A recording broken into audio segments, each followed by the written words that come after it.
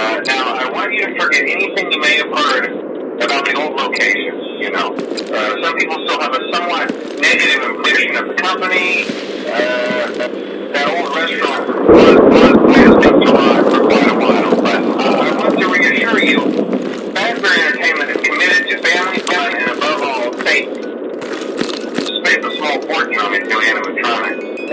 Facial recognition, advanced mobility, they even let them walk around during the day. Isn't that neat? But most importantly, they're all tied into some kind of criminal database so they can detect a predator a mile away. Heck, we should be paying them to guard you. Now that being said, no new system is without its kinks. You're only the second guard to work at that location. The first guy finished his week but complained about conditions. We switched him over to the day shift. So, hey, lucky you, right? Mainly he expressed concern that certain characters seem to move around at night and even attempted to get into his office. Now, from what we know, that should be impossible. That restaurant should be the safest place on Earth. So while our engineers don't really have an explanation for this, the working theory is that the robots were never given a proper night mode. So when it gets quiet, they think they're in the wrong room. So then they go try to find where the people are, and in this case, that's your office. So our temporary solution is this. There's a music box over by the prize counter, and it's rigged to be wound up remotely.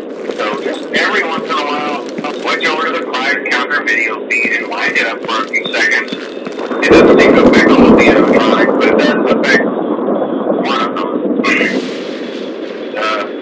And as for the rest of them, we have an even easier solution. Well, I think that's it. You should be golden. Check the lights, put on the Freddy hat if you need to. Keep the music box wound up. Piece of cake. Have a good night, and I'll talk to you tomorrow.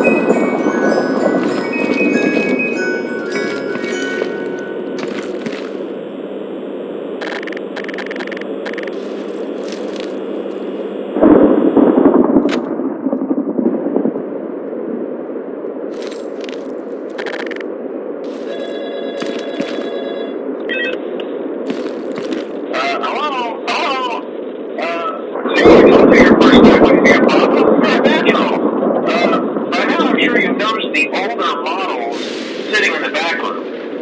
Those are from the previous location, and we just use them for parts now. The idea was to repair them. They even started retrofitting them with some of the newer technology, but they were just so ugly, you know, and the smell. So the company decided to just go in a whole new direction and make them super kid friendly. Those older ones shouldn't be able to walk around, but if they do, the whole Freddy head trick should work on them too. So whatever. I love those old characters. Did you ever see Foxy the Pirate? Foxy ever appear in the hallway?